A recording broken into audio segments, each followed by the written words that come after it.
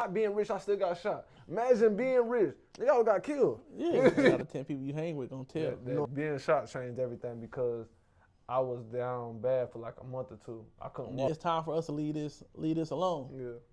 So I'm from Knoxville, Tennessee, 1300, Western Heights. You know, I got a love-hate relationship with your hood. I'm born ready. Like I'm ready to do whatever I gotta do. Whatever it takes. You know what I'm saying? Whatever it takes. Like this album right here is gonna be the last album I'm gonna do, and this shit don't work out, I'm going strictly into trap mode. I can see everybody insecurities. Like, then we always want to be loved. Big bro, like I said, been through everything with me, and we done been through a lot together. Like I said, I'm going on 20 years damn near. So like I said, this is all love. This is the beginning of what we both gonna be doing. Like I said, so more to come. Man, what up, though? What up, though? Welcome to the Pick Your Side podcast. And today, as you can see, man, I got a special guest on the line with me. I got my dog, my little bro, Peasy, Detroit Red, whatever you want to call him, man. Solid dude, one of the most solid persons, people that I know in my life. Like stand-up guy, entrepreneur, rapper, ex-trapper, changed his life around. My dog, my brother. What up, though? Yes, sir. Appreciate you. Hey, it's a blessing being on here with Big Bro and being one of his first interviews because the first one. Like I said, bro, like Big Bro, like I said, been through everything with me, and we done been through a lot together. Like I said, I'm going on 20 years damn near. So like I said, this is all love. This is the beginning of what we both gonna be doing. Like I said, so more to come. Man, we at the crib with it. Like, we at your crib with it. We gonna touch on 10 years of the Born Ready album. So we gonna touch on that. But before we get there, man, it's a segment that you ain't even know about. I want to give you your flowers. Okay. So, man, I remember, it's so many different things I can give you your flowers for, but one of the most important things is, for one, always being a solid dude. I never had to question, like, if you had my back or if you was hating on the side or anything. You know, I got a love-hate relationship with your hood, but but you've been one of the solid ones. I got a couple of other homies from your hood and all that we cool, but, man, I remember when we was in school and y'all niggas wasn't drinking like that. Yeah. And I can call y'all like, hey, bro, I need a driver. I'm too gone. And y'all never said no. Y'all always came, picked me up. Y'all even went to parties that y'all probably didn't want to, just to make sure that I was straight. Everyone went and to just, man, I appreciate you for that. And just, man, just the man you are as a human, somebody that take full responsibility, regardless of what you've been through. I never heard you complain. I never seen you shift the blame on nobody. So I appreciate you for that. And, man, we're gonna tap in. So I wanted to give you your flowers, dog. I love you, brother. I love you too, bro. For real. You my dog for life. And, man, so before we get into the album, because we celebrate 10 years of that Born Ready album, man, if ain't nobody listen to it, me and my wife listen to it. She be telling me, like, she on her way to school, she like, I just listened to James, that's his real name. Yeah, I just listened to his album, and I still play it, still in rotation. Yeah, and, man, I still listen to that. But before we get to that, man, tell the people where you from. So I'm from Knoxville, Tennessee, 1300, Western Heights, from people that don't know, but, you know what I'm saying, 1300, baby. Grew up there, and then, you know what I'm saying, I'm going to school, so I'm in Murfreesboro right now, but, you know, still A65 to the death, you feel me? And that's where I come from, that's where I am, man. That's what I rep, you know what I'm saying? Anything other than that, they just me. That's all. And so how we met, we moved to Tennessee in 2004. Yeah. You know, we lived on the east side first, then ended up moving to the west side. And then we stayed and we stayed on the heights. I mean, we bounced back and forth, but everybody from Knoxville know me from the west side. West side, yeah. Yeah, so I met you, it had to be around 2005, 2006. Down there 20 years. That's what I'm saying. It was a long ass. That's what I said. 20 years. About 20 years. I remember when you was a little young dude. before the rap and everything. So that's why I want to go back to. Okay. Like, take me back to them early days in the Heights when you used to be little chubby, little short chubby dude. Still the same charisma, the same confident dude and all that. But who was early James? Man, I would say I was definitely trying to find myself. You know what I'm saying? Like, definitely trying to find myself and, like, chasing Marlon everywhere. You know what I'm saying? And chasing y'all, going to the mall and trying to figure out what I need to do. Like, how do I be who I'm around? You know what I'm saying? Because I was looking up to y'all. Like I said, y'all was stand-up guys. Y'all wasn't no weak niggas. You know what I'm saying? Y'all wasn't nobody that was like, oh, y'all wasn't trying to be something that y'all wasn't, but at the same time, y'all wasn't going. You know what I'm saying? Like, people respected y'all. So it was always like, man, I wanted to be like that. So even when I was around, the people I was around, it would be like, I'm trying to be like that, but at the same time, I didn't know who I was. You know what I'm saying? So definitely just trying to fit in, like trying to see, I bet what do I need to do to make sure that I can step outside every day. You know what I'm saying? Because like I said, you know, growing up, it was like I said, it was hard. Like the Heights was at the peak at a point in time where you could have died one day. What's that one song? No cross Odom at nighttime. At nighttime, you could die. You could get a drive-by might come through.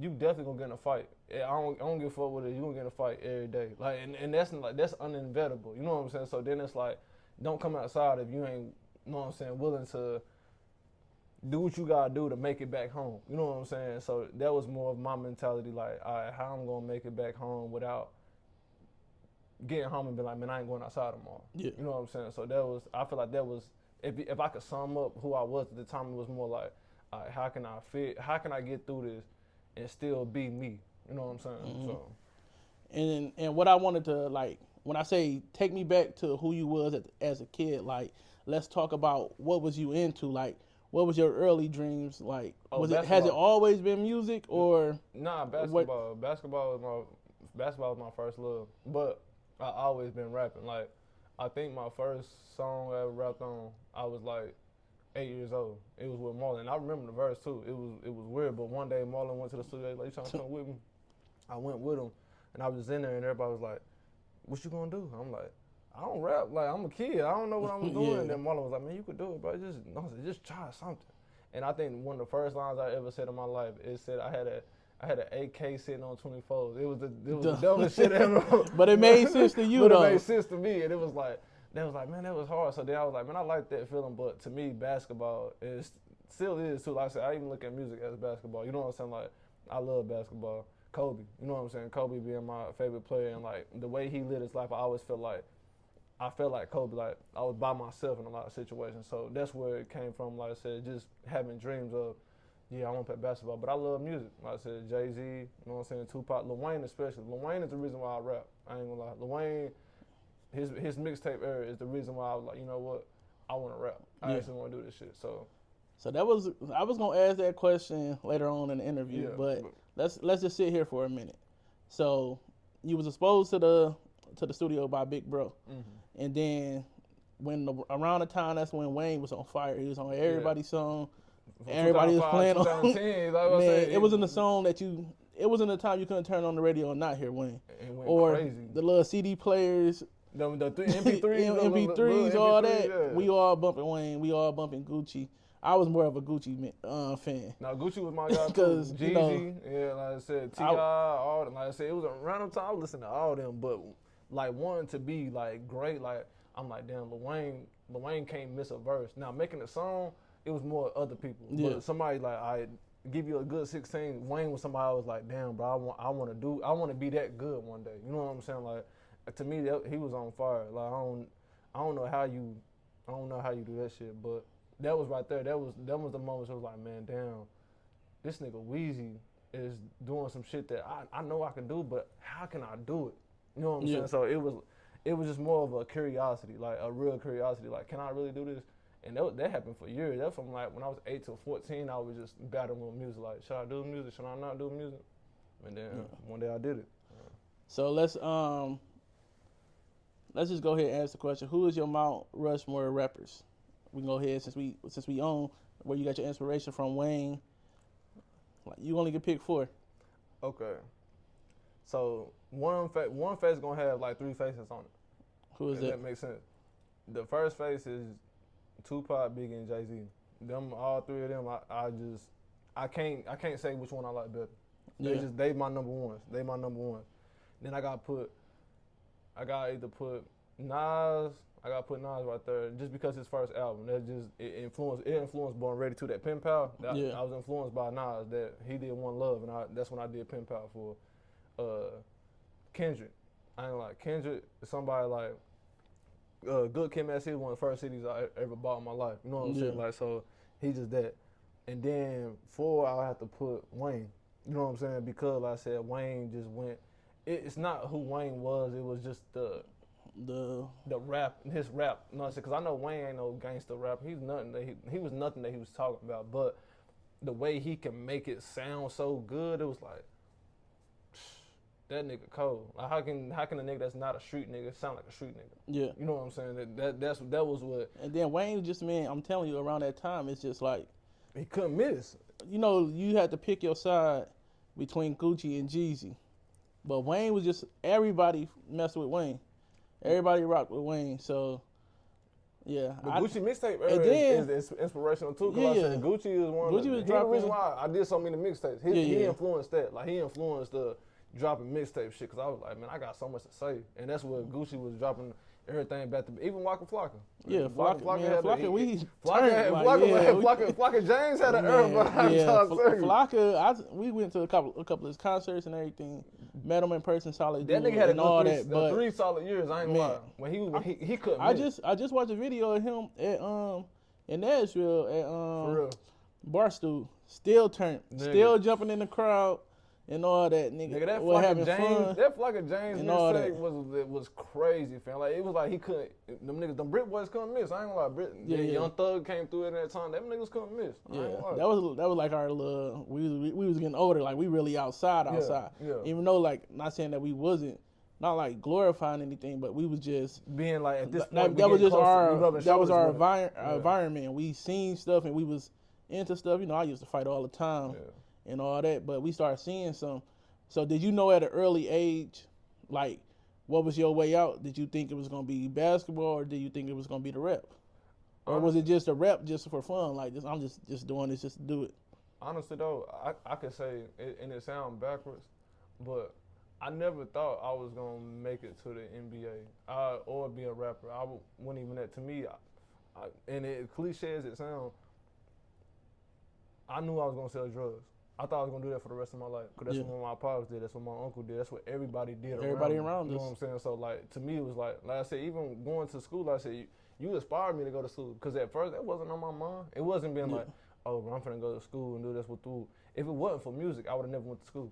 Yeah. You know what I'm saying? Music is the reason why I was like, I want to be in Nashville because I want to be close to me. And music became my outlet when I started 2016, when I dropped Putting Out, when I was like, damn, I got 100,000 views. Maybe I can really make this shit happen. Like going viral in a time where nobody was going viral. Yeah, nobody you know was what I'm saying? That's what fucked my mind up. And then it was like, damn, I really don't take this shit serious.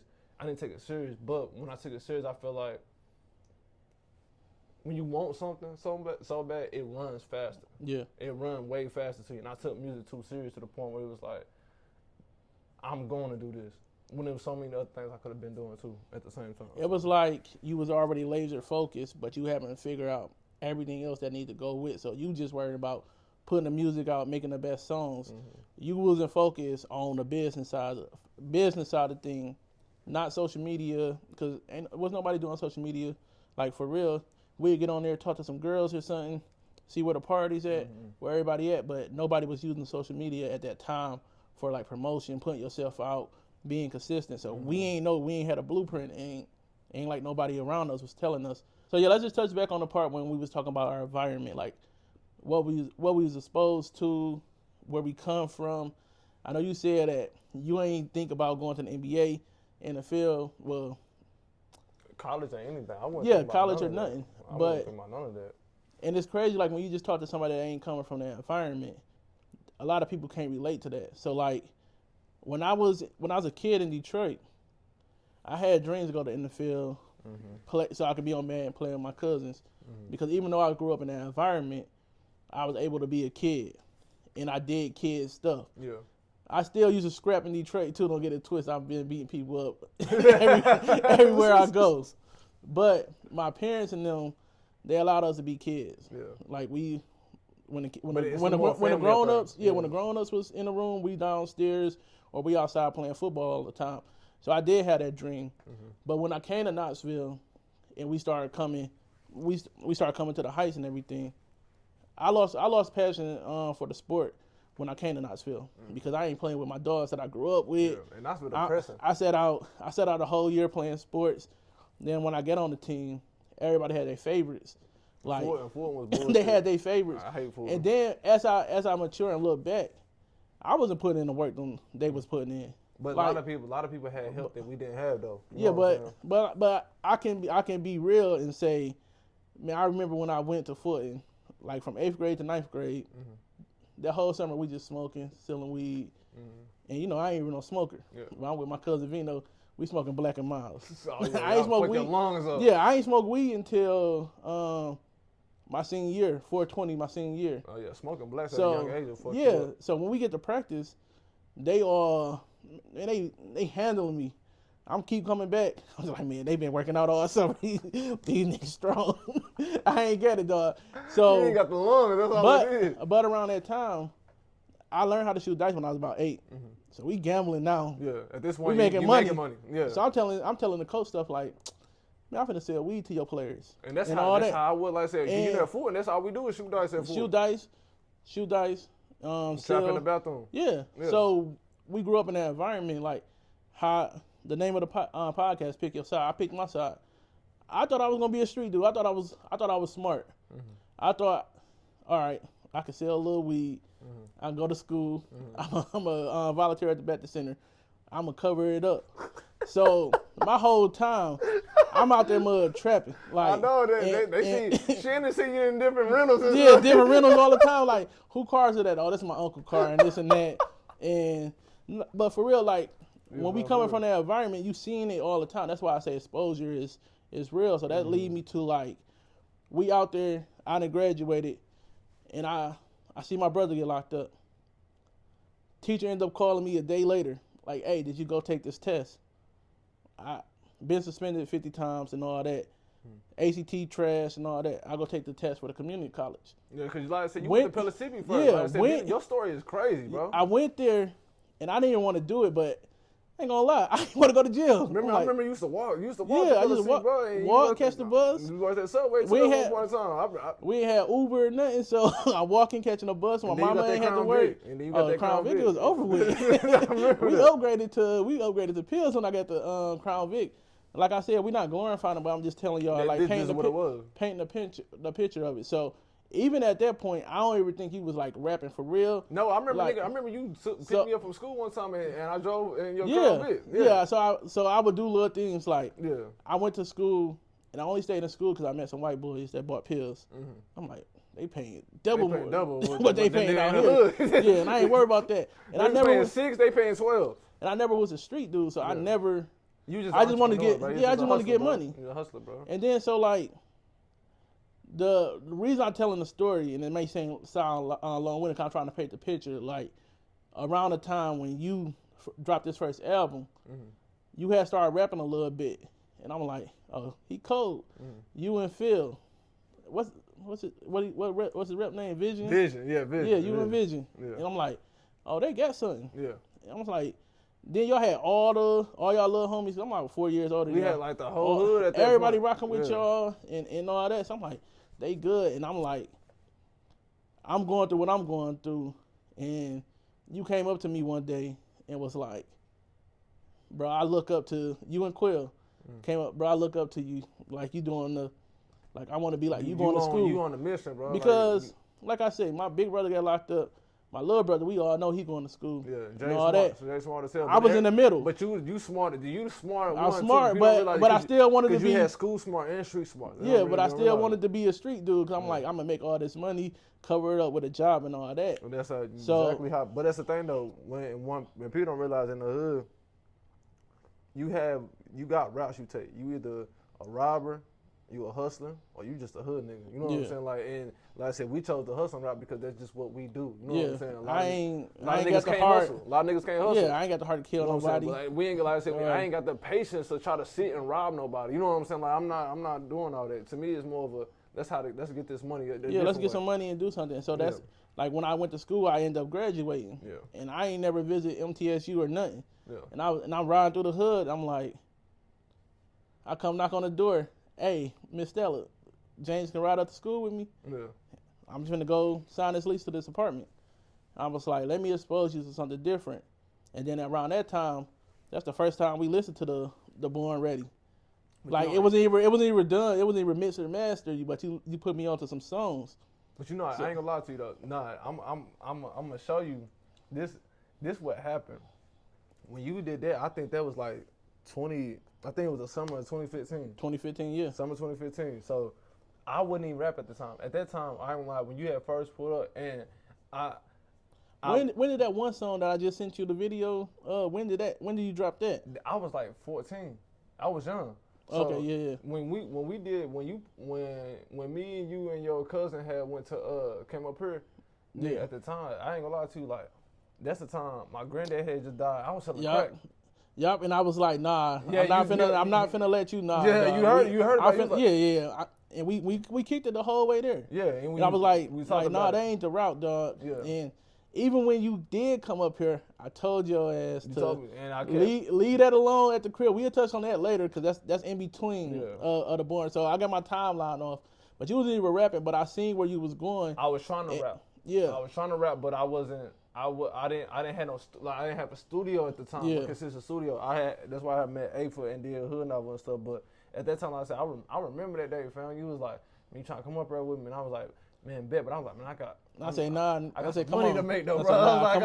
I got some shit I gotta get off because I was like, at this point, it wasn't even me like, oh, I'm trying to make this money. I was getting fronted this, and I was learning it, so I was like, I can't move. You was like, nah, just come on, and I was just good. You know what I'm saying? Fuck it, I'm just gonna do it. And that, honestly, hop in the whip with us. That was the best day of my life. Cause like I said, at the end of the day, that's what I was thinking. I was like, I'm finna learn how to do this.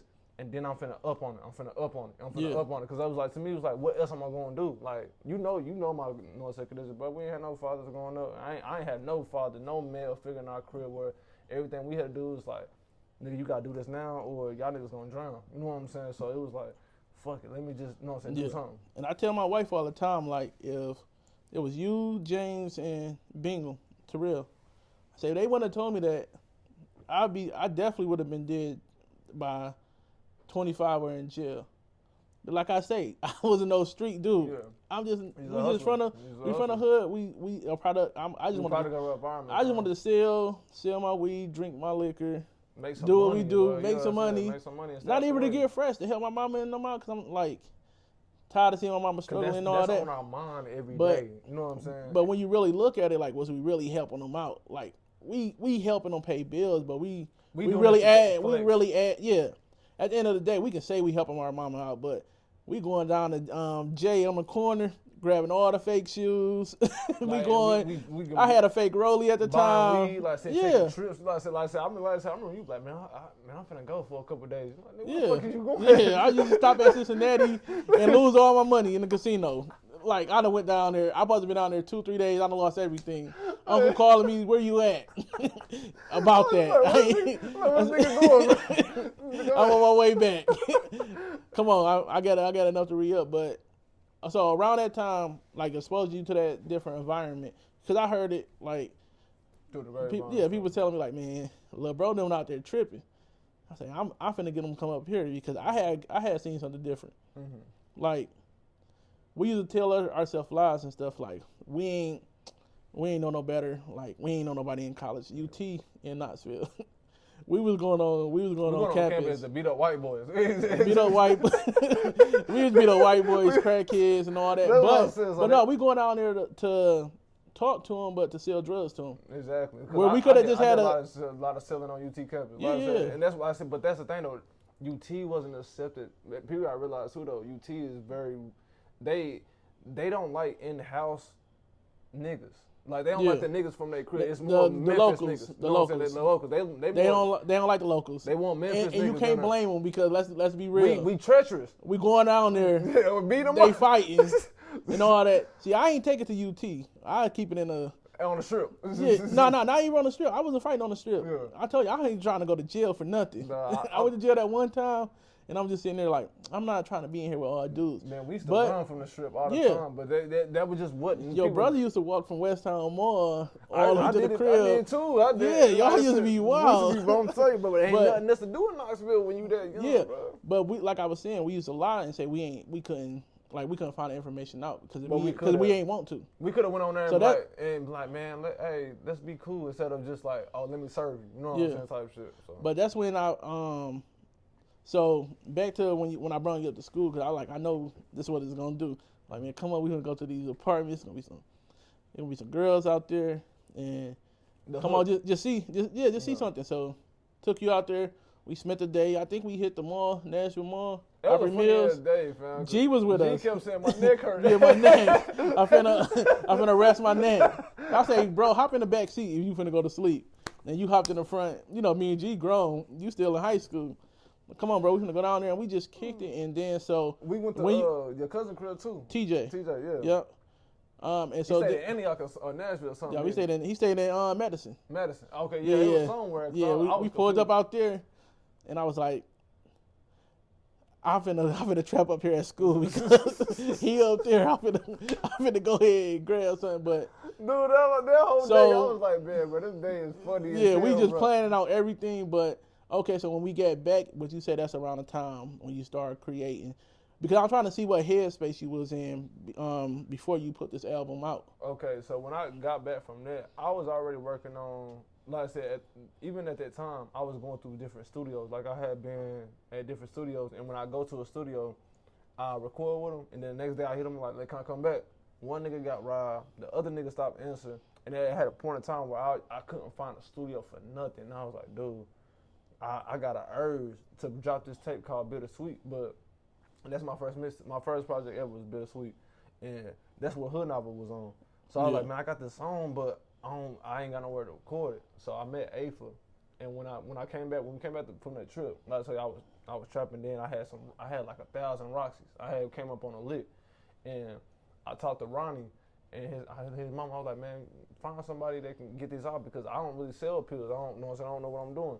So I was like, but I got a lot of them. I caught a lick, so I'm trying to get it out.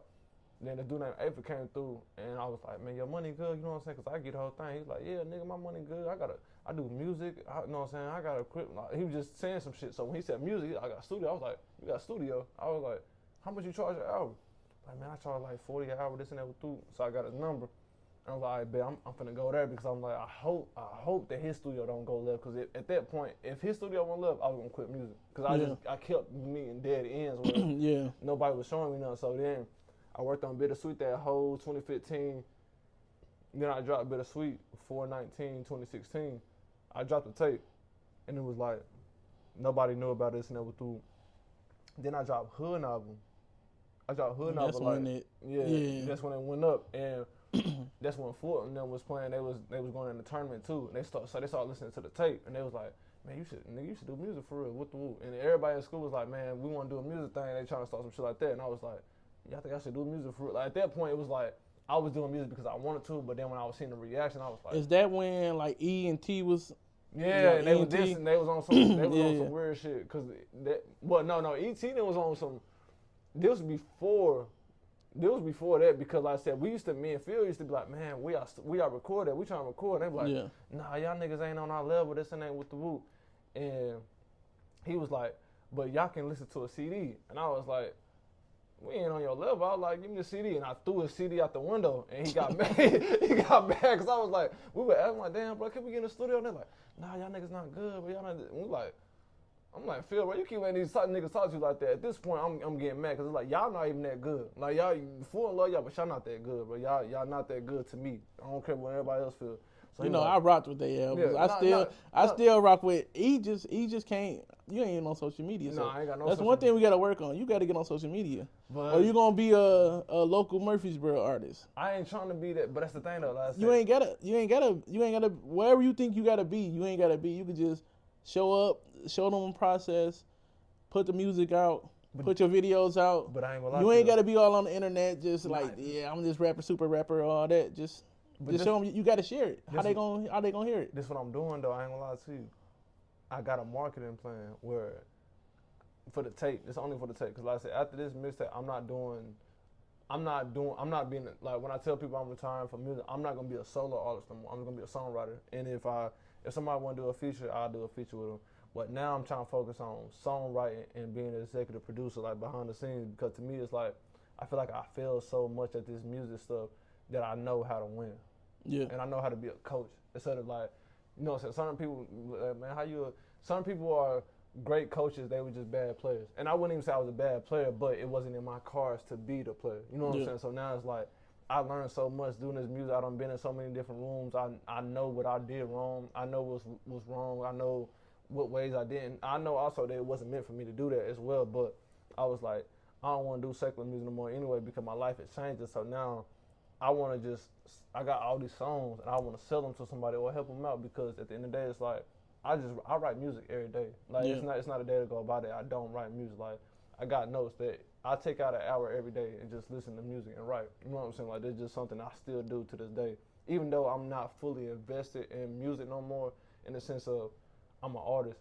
Cause now I consider myself I'm going into my entrepreneur stage now. Like I want to be a technician. I want to be, you know what I'm saying? I want to be just strictly business. But when it comes to music, that's my therapy. So now it's more of a, how can I be behind the scenes? I can help somebody get on and be a Barry Gordon or something, or Quincy Jones or something like that. Somebody that create great albums instead of being somebody that's like, I'm just focused on myself and I keep not getting nowhere. You know what I'm saying? So you want to just be in the backgrounds. Mm-hmm. I had more fun. I had more fun in the studio. I don't like anything outside the studio. Yeah. Like the studio to me is my safe haven. Like I love making music.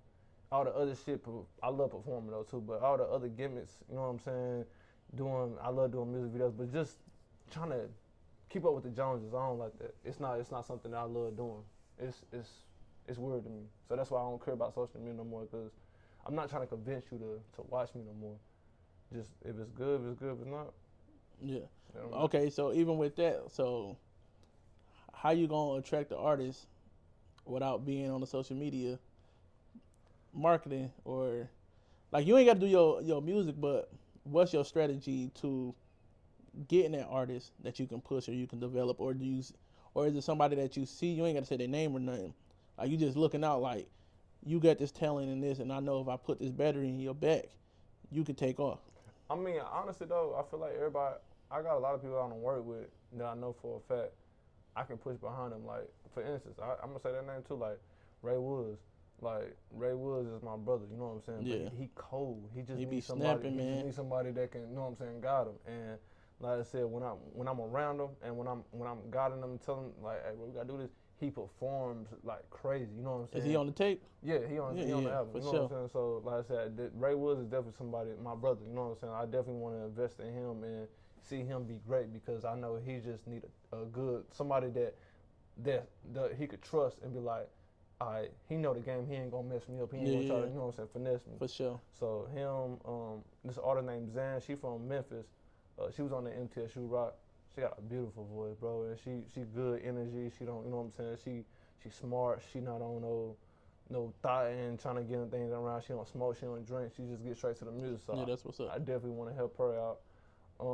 And my soul music brother, I said Quez Retro. You know what I'm saying, Vision, like.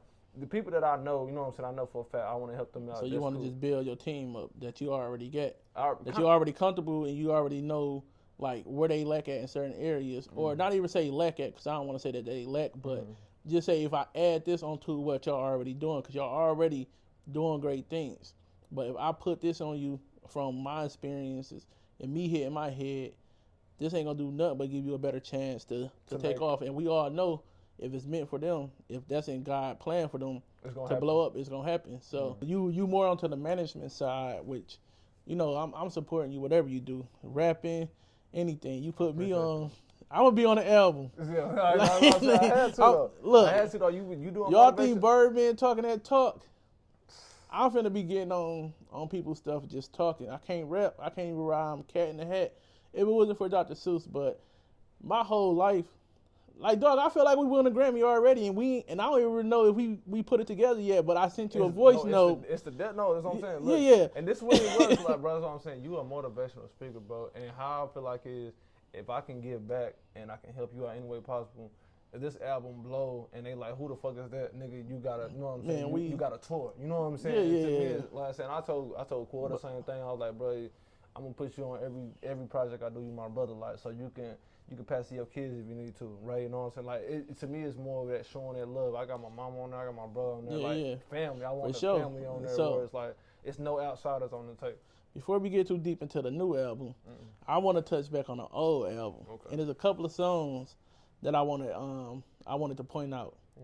So the album is Born Ready. In that time, what was you getting ready for? At that time, like what is the meaning of Born Ready to you? Okay, see, at that time, I almost quit music. Again, like the second time. That's the second time I almost quit music. I did Hood Novel. I was supposed to do a video called West Side Dreaming. After that, West Side Dreaming was gonna be the one that's gonna take us out the hood.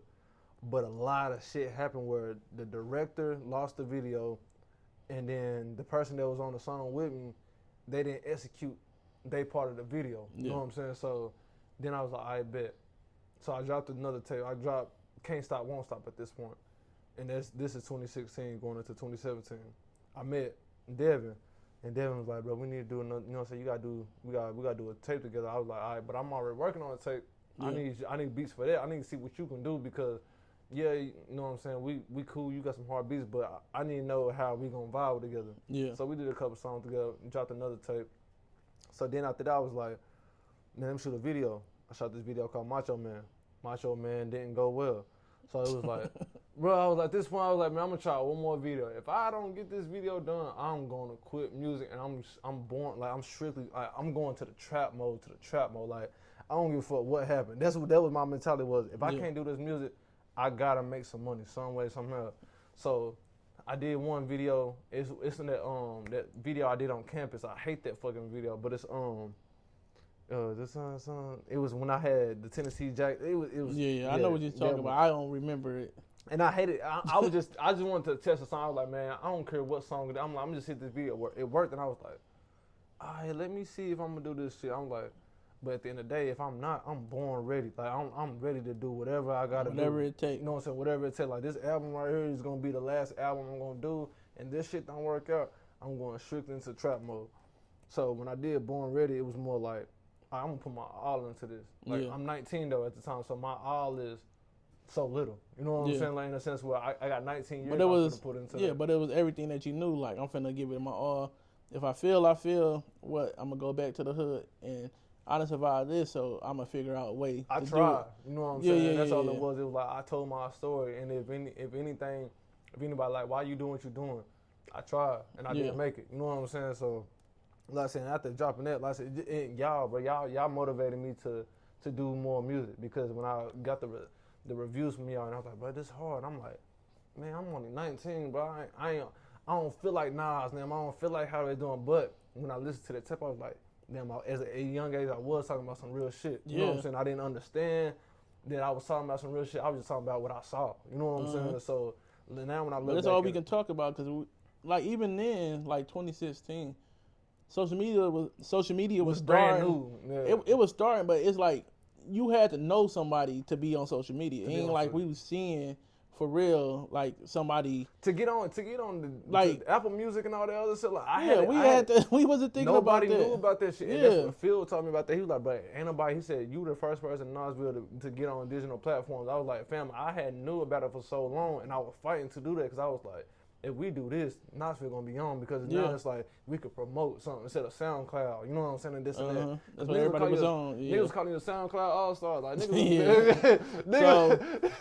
So the song that I niggas on like it. I tell you, I play that album at least, man, and no exaggeration, I don't know how much platinum is, but how many times I listened to that song. And so the first song that CD, the first song that I want to talk about today was Want to Be Happy. So before you answer the question, like, that song hit me. That ain't my favorite song. But it's deep. But because in that time of my life, I was like, shit, I was up here by myself. That's before y'all even really just get up here. I think y'all had just get up here. We was up here, but we didn't stay up here yet. Yeah. Yeah. Y'all was up here for the summer. Because when did the album drop? I dropped it right before the summer. We went back home for the summer. Yeah, y'all went back home. Then we moved back up here in August. So you was up here by yourself. Y'all was up here, and I'm just like, man, like, I wasn't, like, in that season of my life, I wasn't happy. Thank God I am now. Like, got a good life, wife, kids, got my dog still with me, family back in Detroit and Knoxville that I rock with. You rich, bro. Rich, man. I tell my son all the time. You rich, bro. My son all the time be like, "Are we rich, Daddy?" Yes. And so at first I was like, "Nah, man, we ain't rich, but we ain't poor." But then my wife was like, "Nah, we are rich. Like, we rich in love. We rich in love. We rich in family, spirit, bro. We rich in spirit and all the things that matter. Not saying that money don't matter, because it do. It do. But if that's not the highest thing on my, like, I tell people all the time, we gotta be servants, bro. I would be where I'm at right now financially for the rest of my life if I know it was gonna give my kids a better chance. But they don't got to go through nothing that you went through. Yeah, that I went through. But I wouldn't be rich and then have my kids out here hating me, or my wife not really liking me. I couldn't live. I'm working so much. I'm not home. You know what I'm saying? I don't think I'm a strong enough man to say I can just put everybody to the side, like the people I really care about. Not even say nothing. Strong enough is the wrong word. That's the wrong word. No. Stop right there. Stop right there. Because that's real. No, listen. Because at the end of the day, bro, I done got to the point in my life where I done got so, like I said, at first I didn't care about nothing. But now I care about everything. I don't want to move without my family. Yeah, I don't want no type of success if I ain't got it with my family and people that I like. I got I got a great group of guys that I talk to every Monday through Friday, and I'm gonna grow with them too. But it's nothing like having solid people that you really came up with. Like, I love them to death. I talk to them all the time and all that, and they helping me grow as a person. But they exposing me to things. But their family, even if anything, family, they family. Yeah, if anything, I'm not happy without my family. Like, I couldn't live this world knowing that my family don't care about me, or I lose my family because I'm chasing the bag. Like I say, we gonna get that bag. Yeah. Don't get it twisted. I'm not using that as an excuse of like if we gonna struggle or nothing. Because we're going to get the bag. But ain't nothing better than struggling and getting rich with the people that don't leave you. Because growing up, I didn't know we was that broke. Because we ain't had social media to see people whipping out 10, 20, but we 30, had love, though, bro. I didn't think we was broke until I realized everybody around us was the same. So I ain't, like, you got a couple of people that come around, they got a little bit more than us, but we all was living the same. So that was happiness to us because we wasn't judging ourselves. I couldn't look on the phone and see somebody in Wisconsin or Vegas or Miami. And it's crazy though, because we all live in the same life. Same life. So, I thought, to me, I was like, man, as black people, I was like, this is what we do. White people just living better than us because that's what they do. Like, it wasn't even like mad at them. It was more like that's just the norm. You know what I'm saying? Like, it was just normal to us. Like, until we start seeing that, like, we can win too. Yeah, we can win. The first person that really showed me, and I'm gonna get back to the question. Like, I had moved up here, and we gonna hustle. We gonna try to figure some way out. My roommate, Big Dave and them. Yeah. Big Dave, Chris, Ken, Big Ken. What's the light-skinned dude that used to be your roommate too? Q. I talked to him recently. He worked at the pawn shop. Yeah. But Big Dave and them was the first two. Big Dave and Chris, I remember, they pulled up. They niggas big. The niggas big as hell, but them niggas 6'9". They're my dogs to this day, but they pulled up having a way. Like, I used to be poloed down. Yeah. Big Dave, I don't think nobody in this world got more polo than him. And he fly. Yeah. And I'm asking him, what y'all do? He said, I just work. So I'm like, y'all don't sell drugs or nothing? Nah. They got whips. I'm talking about new whips, money, having it. He made a post one day. he say the lady that did my test and say you gonna bless somebody's daughter one day, and I'm like, y'all winning legally.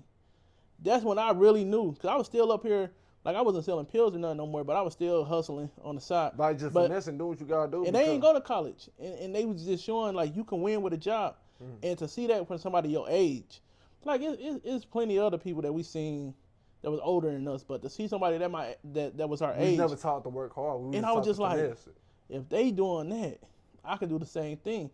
And then that's when I started to slow down. My wife really gave me the stop. So let's get into the album now. I want to know where you was at, like mentally, and just like where was you at when in a process of recording this album. There's a couple of songs that stood out. We can go track, like you pick 2 tracks and I'm gonna pick 2 tracks. So the first one I want to pick is "Wanna Be Loved." Where was you at when you recorded it, and then I'm gonna say where I was at when I first heard it. Honestly, a lot of it came from being at your crib when we used to come to your crib and smoke, and we used to be in the living room and stuff. And I appreciate you that for so much. Like I said, shit, we ain't had nowhere to go. You know what I'm saying? So, I made sure y'all, hey, regardless, I'm finna go in this room, go to sleep. I gotta work early in the morning. I used to stay up, like and an hour. Hey, look, drop me off. Y'all take my car to campus, so I know y'all get back to campus. Y'all take my car, come pick me up. There's a couple of times y'all ain't pick me up on time. I'm mad, even though I live right across the street. I'm like, man, where they at? Stay at the Blue at the time. Yeah, but I ain't gonna lie, that's be times we done got so lit, and it's like we oversleep, and I'm like, damn. Or I'll be like, cool, go. No, bro, I don't know my way around. Yeah. All right, bro, I gotta go. Fuck it. Yeah. But being in your apartment, and we used to, like I said, we used to be me and Cora and all the bitches and shit. And I used to smoke, and I used to just sit in there. And when I was with everybody, I would get high and like astro playing, where like I would leave my body and just look at everybody and see what's going on. And I was just like, man, I feel like I could see everybody's insecurities. Like, man, we always want to be loved. You know what I'm saying? Like, it's more of a, we here, we doing what we doing, but everybody got that mentality. I just want to be accepted. I want to be loved. I want to have a good time. You know what I'm saying? And then it was like having a good time with people because you here in college, you know what I'm saying? Shit happen to people, you know what I'm saying? All that serious shit, you know what I'm saying? Like men taking advantage of women on all the extra shit. So to me, it was like the women was cool with being around us, and it was like they just wanted to be loved and wanted to be fun, and nobody trying to do something to them. So to me, it was like, man, I feel the same way, where it's like, we just want to have a good time. Like, I just came straight from the hood, so to me, it's like having a good time, having a vibe, nobody fighting, nobody getting, you know what I'm saying? No drama, none of that. So to me, it was like, man, let's just have a good time. So that's where that song came from. And that's why I created that space, like, because I knew y'all was coming up there and I'm getting an apartment. I was like, man, I'd rather y'all be here and be safe. Bring whatever y'all gonna do. When I dip, just hey, we use the bed. We use the bed. Or hey, I put it in the washer already, or whatever the situation was. Shit, your couch was used for a lot of things. And not even just for y'all though. Like my roommate had homies, coming over there too. So there's a couple of times I done walked out and I done had to turn back and go in the room. Like, let me test whoever I test. Hey, hopefully give me about 5 minutes. I don't know what this man on out there, but when they get quiet, I'm gonna come out. But and the blue was something different. Oh yeah, the blue definitely was different. Like, blue was different. That was like a hood. I ain't gonna lie. Oh yeah.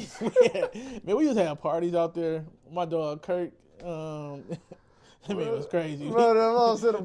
Man, we ain't gonna touch on that. I wasn't on nothing. I met my wife. Past, Man, I ain't tripping about that. Look, but the question I wanted to ask you was, at this state in your life right now, are you happy? Yes, I would say in a sense of now I don't have to look over my shoulders no more. I don't gotta prove nothing to nobody no more. You know what I'm saying? And at this point, it's more of a every day I'm waking up, I'm just blessed to be alive. Cause I realize how many times I could have died. You know what I'm saying? And just went to hell, bro, and not got my life right. So like I said, just getting back in church in the last year and a half, I'm realizing that my life could have just been over. You know what I'm saying? Yeah. No redemption, no none of that. So to me, it's like I'm blessed. You know what I'm saying? To even make it through everything that I made it through, because if I didn't, it could have been worse. But no, when I first heard that song, that was the first song that stood out to me on it. The other songs was cool, but that song, like, I just want to be loved and be happy. You don't know how I feel. I don't know about heart no more, but it's like how you were saying, we in a new environment, and a lot of people up here happy. Like, this is what they supposed to do. I was having survival remorse. Yeah, this is what they supposed to do. That's what it like came from. It was survival remorse. They came up here like we sitting there round table talking. I'm a straight A student. I get this and that. I'm like, this and that with the wood. We like, damn. They ain't never been through nothing. We talking. They're like, I remember one day we just walking around and SJ had got killed. And Jackson, yeah, I remember that. Was I up here yet? It was somebody, but young, like one of my little young dudes, ended up getting killed. So I gotta go back to a funeral. They're like, oh, who is it? Like somebody older in your family? I say, nah, they younger than me.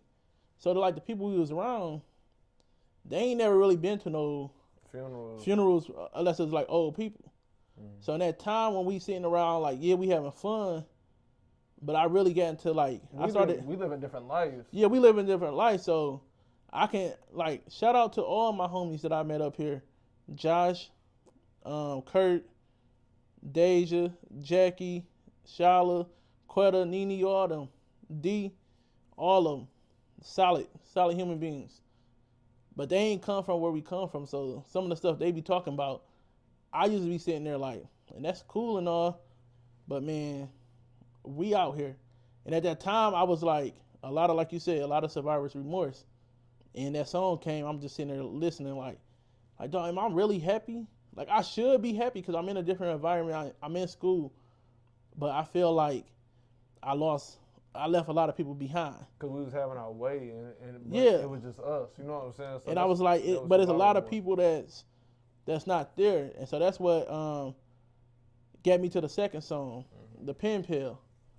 Because you know my favorite cousin, Lovino. Yeah, he had just got locked up in 2015. I want to say I was up here. Nope, because I got my apartment 2015. Yeah, I was here 2014. He had got locked up, and he had did 5. And when you wrote that song, talking to Jerome, I feel like I was talking to him through that song. And I just like, dang, this is my dog. Like, he came up here too, like when I had orientation. Him, Jay, and DJ. I remember that picture y'all took. We was up here. We already scoping it out. already on 10. Hey, already on 10. They up here. You know, he like 6'3", 6'4", tatted up, skinny. Ain't got a lick of game, nothing. Just telling you from Detroit. That's all you got to tell him. And that's my dog. So like every time I listen to that song, it made me just think about him.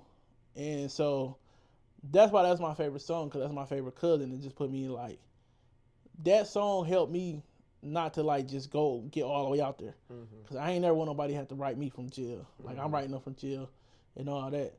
So we talked about, those was my 2 songs. What would you say was your favorite 2 songs off the album? Definitely Pen Pal being number 1, because the way that it was recorded too, like Devin wanted somebody to be featured on it, and I was like, nah, this story is too personal. Like, I gotta have both verses. Gotta do both verses. And we fought each other about that for so long, and I was like, and to the sense I was like, man, go ahead and record that verse. And he was like, man, just listen to him, just see if it's there. And I was like, all right, go ahead. I listened to it, and I was like, nah, it's not. And I was like, nah. I said, this is too personal for me. This straight from the heart. I felt from the hood. I can't have nobody else that I don't understand on it, or they don't understand what I'm going on it, because he just threw the whole. And the dude wasn't lame. I think his name was Big. He wasn't lame. He wasn't a lame dude at all. He just didn't fit the story that was going on. And honestly, I didn't need no features on that tape because it was so personal. But like I said, Jerome the thing is, when I started trapping, Jerome started trapping, so I used to see him sometime, and I'm like, man, nigga, what you doing, bro? And he used to be in the jungle a lot, and he was like, nigga, I'm grinding, I'm just never through. He had just came from the white people he was staying with, so then it was like seeing Jerome in the hood was kind of like, yeah, I ain't seen you in a minute, you know what I'm saying? It was like, damn, I thought you left us, but then when he came back, I was like, damn, bro, what you doing? Because I was seeing him, and I was like, what you doing? And he was like, man, I'm out here. And I'm like, man, we can make some money, but you too loud. You know what I'm saying? Yeah, like, you're doing too much. You're doing too much. And like I said, so then we would talk a lot. And then I talked to Ebony, and Ebony told me he was in jail. And I was like, damn. And it fucked me up. It had me thinking about it for a long time because I was like, man, I'm in college. And most of the time, like I said, I would have fun. We chilling with bitches, and I would have moments where I would leave my body and be like, man, damn.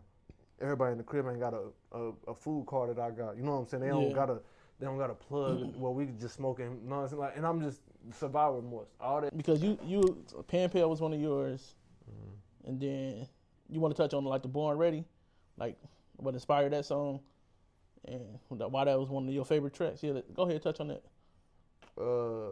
I ain't gonna lie. Born Ready was kind of like different.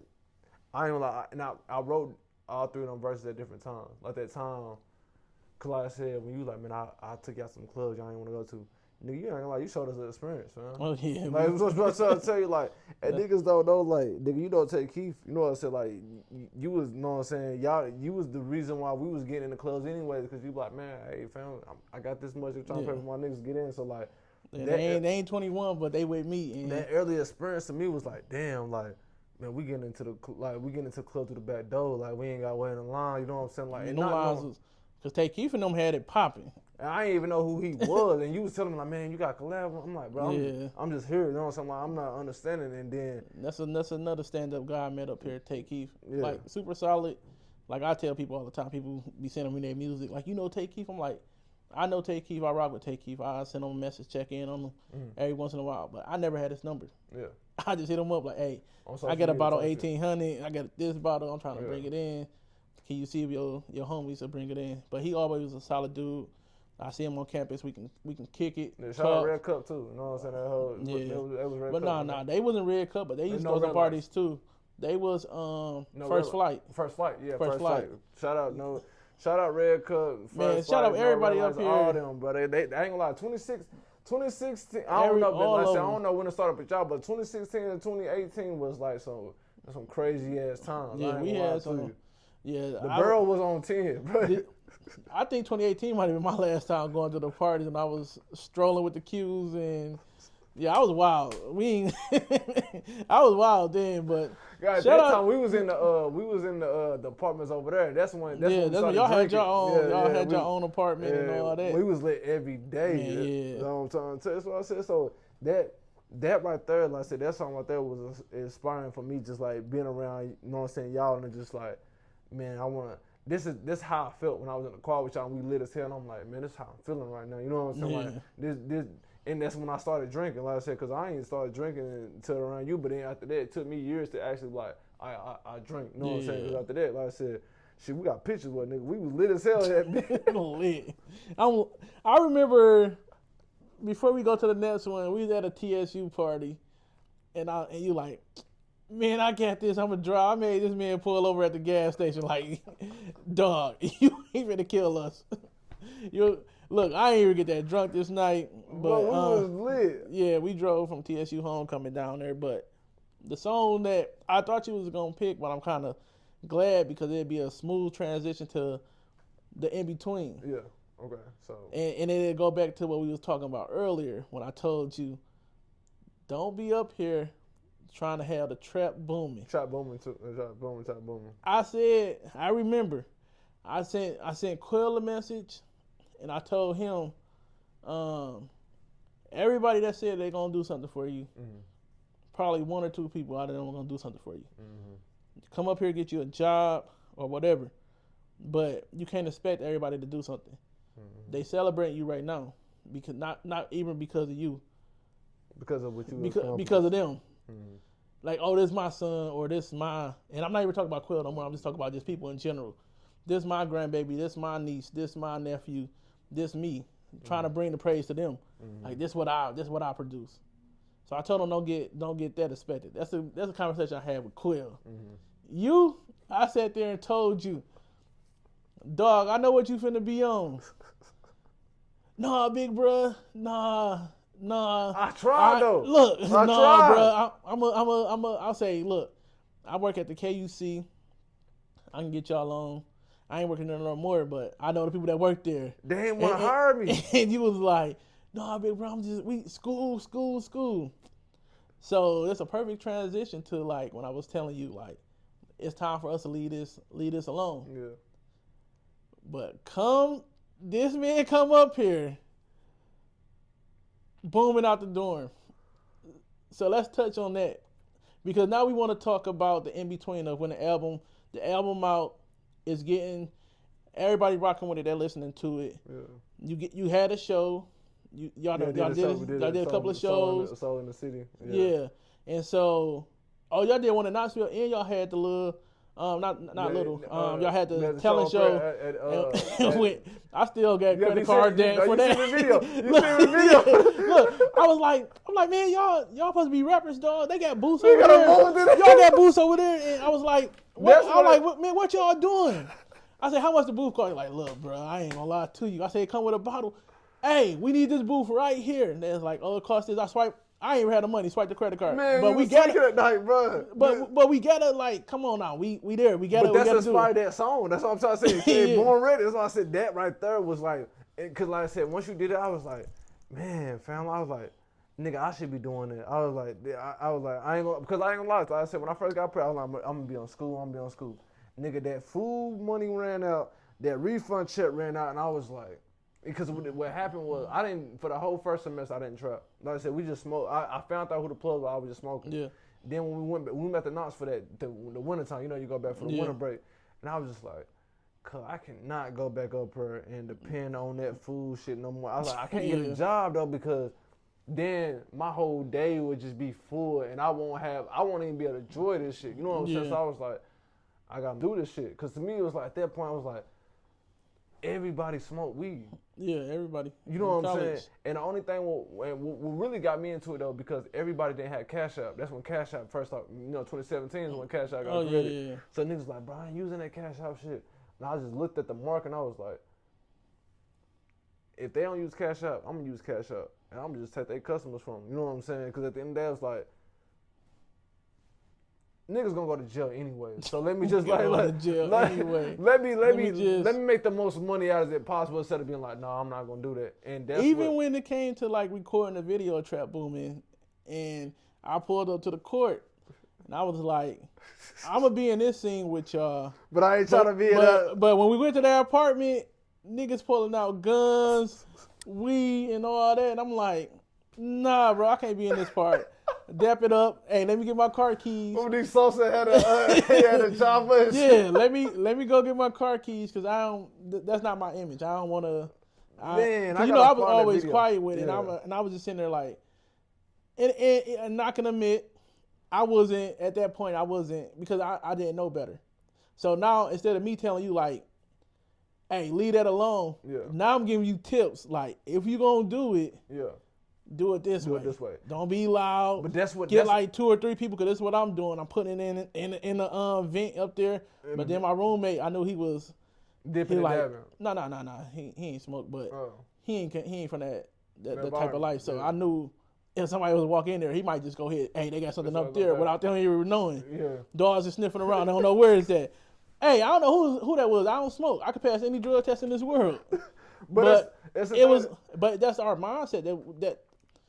Cause we gonna hustle and we gonna go to school. Mm-hmm. We gonna pick both sides. We gonna play both sides. That's why I named the podcast "Pick Your Side" because I had to pick my side. Yeah, pick a side. But I ain't gonna lie to you. It was more like I said. Honestly, and when we did on videos, you got like I said, That's why I said I felt so much because I did everything that everybody was supposed to do. But I had moments where I was like, this is doing too much. Cause remember, everybody started putting guns out in videos around that time. Cause nobody was doing that at first. You know what I'm saying? Like, I mean, niggas had guns in videos, but. Wasn't for the like last that. 10 years, if you look at the videos for the last 10 years, bro, you will see the most guns and money and drugs you would ever see in any era. You know what I'm saying? So that was the era that we was in, and I was like, I gotta do something. And I'm gonna say, I want to correct this. We ain't failed because we still here. Mm-hmm. we learned our lesson.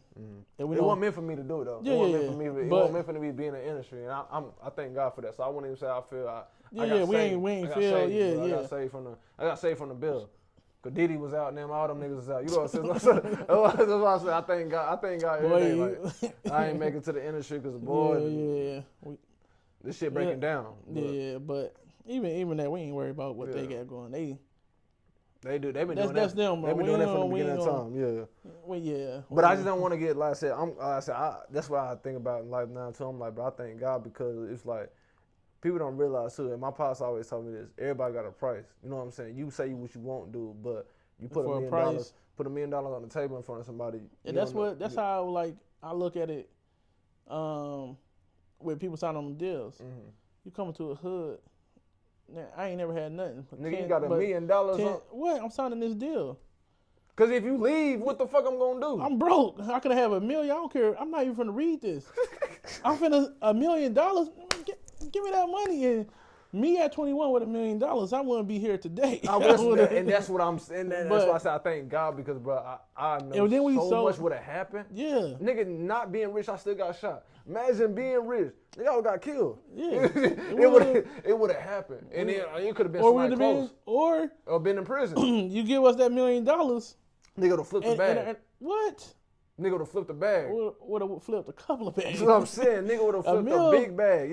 And a meal, and that's why I tell like you got to start switching your mindset. Like, and so during that period, because like I said, I'm a little older than y'all. I had already started making the switch. I think I say no names, but I had got some stuff with somebody, and I was gonna hit LA. I just say, man, I'm done. I'm done. And I came dropped it off with you. Yeah, like, I remember that. Like, you ain't got to worry about nothing. I'm finna pay dude. He's like, just give me like 300. And like I said, I'm straight. I'm like, shit, man, I'll give you this shit right now. Yeah, because it was about a half a pound. And I was like, I'll give you that shit and I was just like, man, I'm done with this. Like, I remember that day. My girl uncomfortable, and I didn't want to lose my girl. So that was a blessing, though. That was a blessing. Because I seen the change. I seen you change, and I was like, man, that's a blessing. But we being so young and being so in the moment, we was like, wasn't really looking at that and being like, damn, we didn't do the same thing. It was more of a, shit, now our time is now. You know what I'm saying? Yeah, and that's it's our time now. And so, like, and during that time, like, from the last time you dropped that album, I just want you to touch on a couple of things that, whatever you want to share, like, what was that? How has that time been before this new project come out? Like, how was life like? Because at that point, I think you like 19, and how old are you today? I'm 28. 28. So from 19 to 28, what was that life? And if you want to touch on the situation, because you got papers now. Yeah. So just touch on that. Yeah. Because it all had to do around trap. Yeah. Trap booming, and like, even like in the Bible, it say it's power in the tongue. And the power in the tongue. So that's like we spoke that up because that's what we was putting out. Like, that's the energy we was putting out. So, you know, I'm big on karma. Yeah. Whatever energy you put out, you're gonna get back. That's what. And we spoke that up. So you survived some things I want you to touch on, like, that year, just to show. Because I want to touch on, like, what's the inspiration to the last album, but I want to know the in between to see what them last 9-10 years been for you. Shit, because like I said, the power of the tongue is so real. Like, I feel like after Born Ready, I turned up even more. It was like something that I wanted to do, but then, like I said, I went back to Knoxville for that summer. So that was the last summer I was in Knoxville, like, just not because I went back and forth or whatever, but I was there and I lived there and I lived at my mama's crib. And when I went back home, I was trap booming. I was serving strippers. I was serving everybody. Like, I was serving, like, I'm telling you.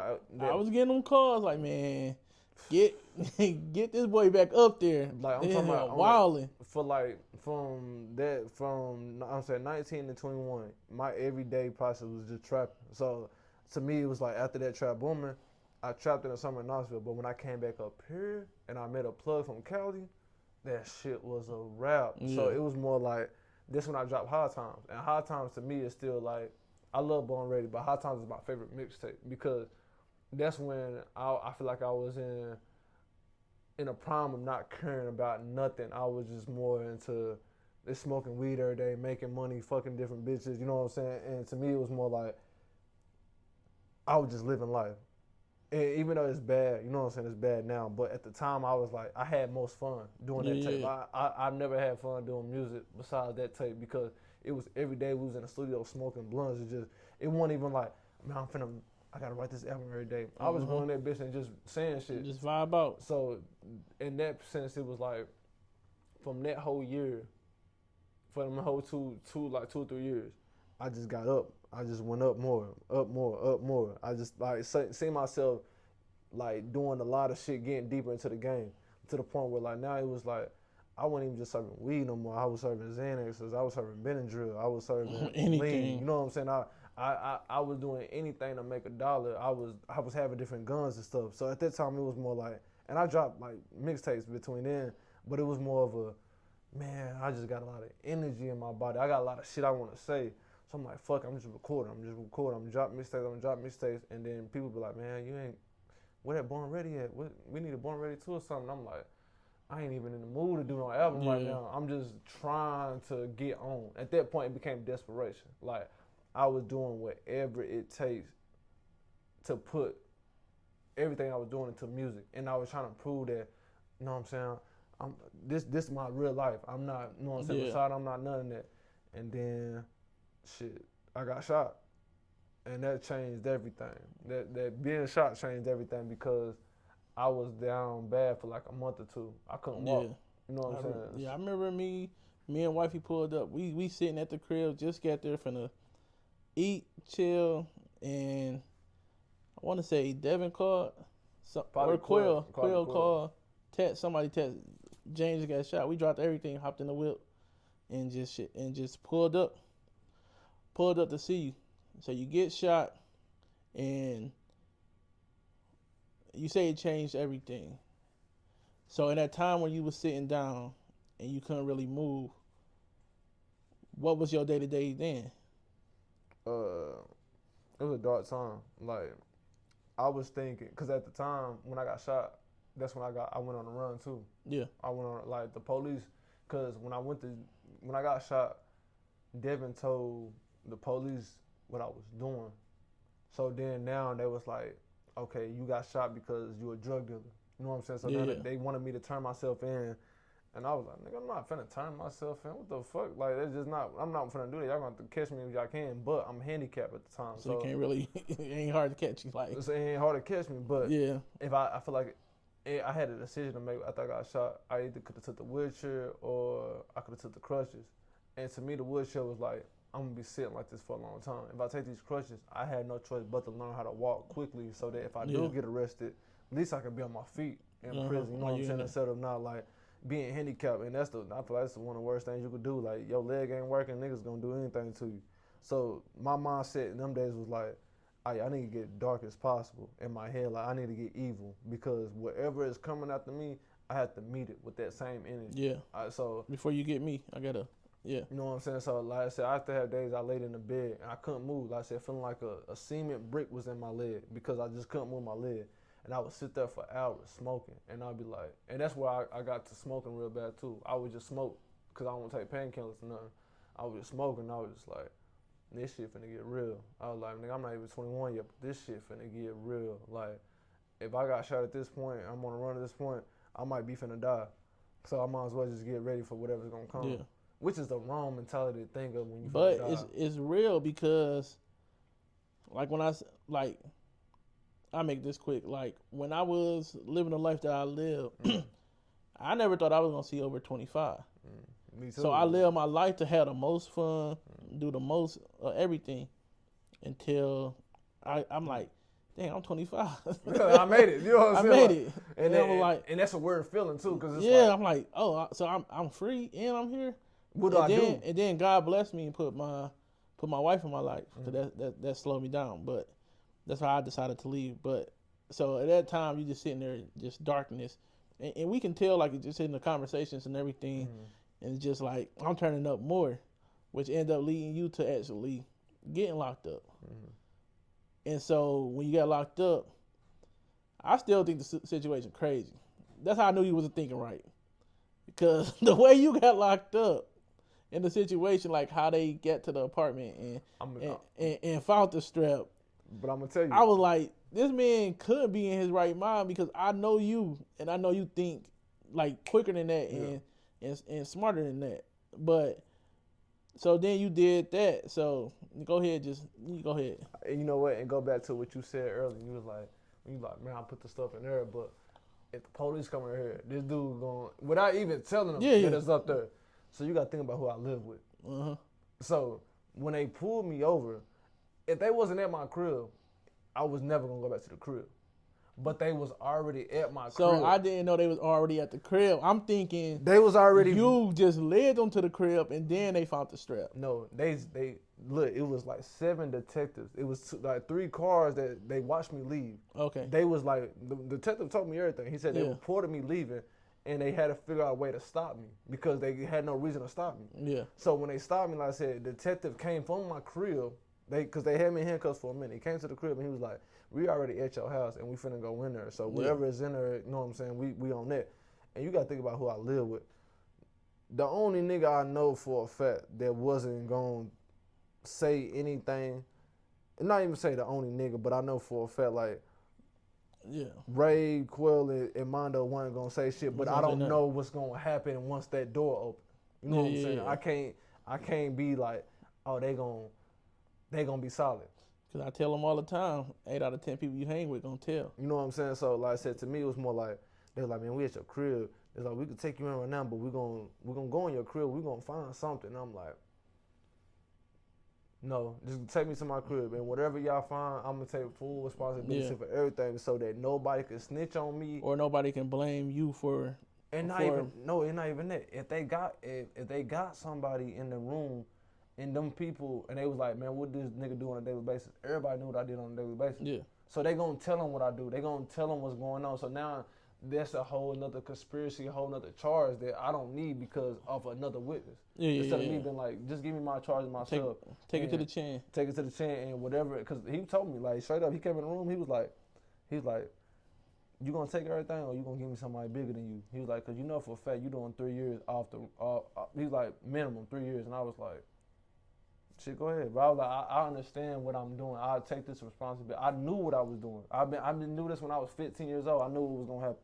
I had conversations with my uncle and them where them niggas walking up on me with the strap and like, nigga, you either finna die, we finna rob this shit, or the police finna get you. What you gonna do? You gonna quit trapping or you gonna keep going? And I done had them questions a lot where I'm like, I'm not stopping. You know what I'm saying? Because and that was just the mentality, like, y'all not finna scare me. Y'all not finna make me not want to do something. If I don't want to do it, I'm just not going to do it no more. But at the time, it was like, nah, fam, y'all not doing that to me because at the end of the day, I chose this life, and I'm accepting whatever come with this shit. Because at the end of the day, if I didn't choose it, like I said, if I was another nigga around and the police came in and then they like, what you doing? And I'm just a nigga that's not doing that.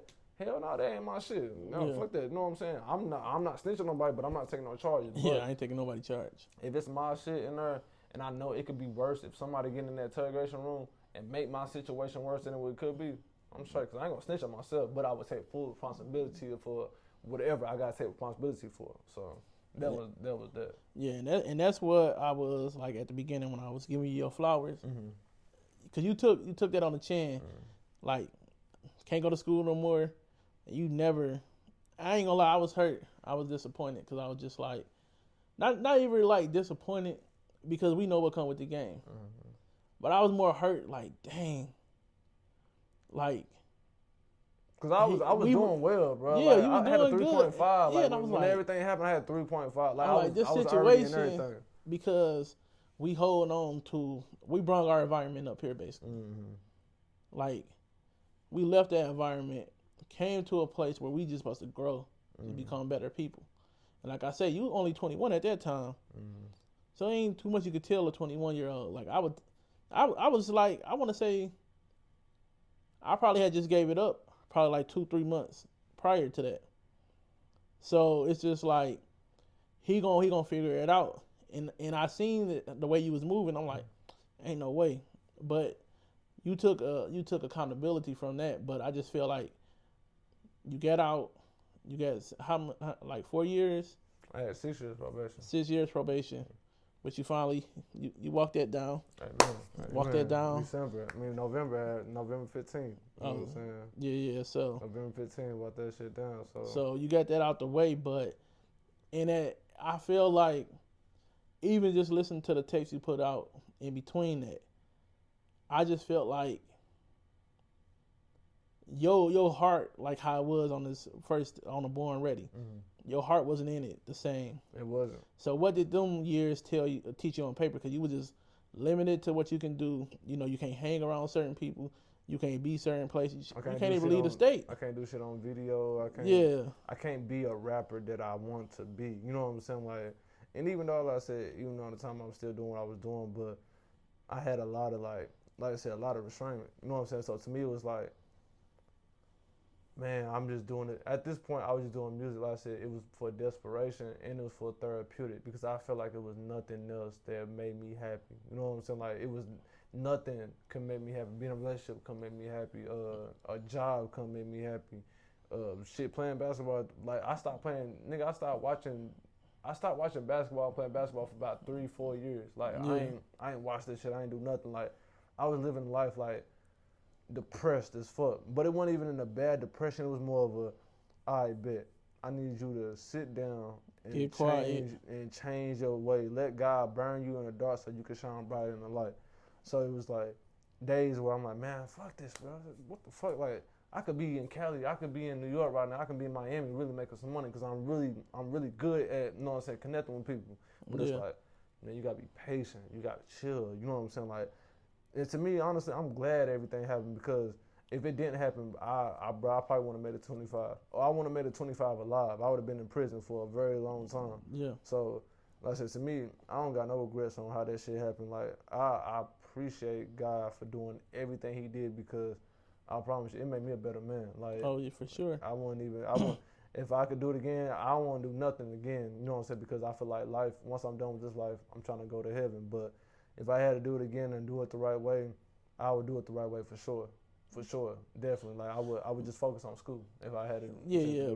But hindsight, like everybody look back and we could have did that, but you want to be where you at right now and being able to move your people down here without you going through what you went through. So we can look back and like, oh, if I would have did this and that, if I would have did that, I'd be a millionaire right now. If I knew it, I would have just invested my first check in Bitcoin. Yeah, but I would have been around my family because I would have been the way we grew up, and the person I was gonna become, it would have been like we wouldn't have missed. Yeah, you know what I'm saying? They still be in Knoxville. No telling what they had going on, or just like you would have went back home, they just really wouldn't receive you. Well, I would have went somewhere on a different part of the world, and I would have acted different just because of, like I said, I would have the corporation would have made me a different person. It would have made me be like, if you're gonna keep this job, if you gotta do this. You gotta do this. You know what I'm saying? If you gonna elevate, you know what I'm saying? You gotta make sure that you own our time. You moving, you act the way we want to act. You know what I'm saying? And like I said, nothing wrong with anybody that do that. You know what I'm saying? Like this, following their career, because at the end of the day, your career is your passion. That's your passion. You know what I'm saying? And we all got to answer to somebody. But to me, it was more of I know what type of attitude I had at the time. And if I would have suppressed it, I would have eventually blew up. Yeah, and it just take, like, I just think of the Bible verse, Jeremiah 29:11. For I know the plans I have for you, declared the Lord, plans to prosper you, plans not to harm you, plans to give you hope in the future. And so, amen. Just like you went through that because God intended you to go through everything you went through. Be a testimony. And on the outside, like, I'm not saying that, like, getting shot, that hurt and all that, but we wasn't harmed. You was just hurt in that season. You going to jail, you was hurt in that season. Even Joseph went to jail for like 13, 14 years.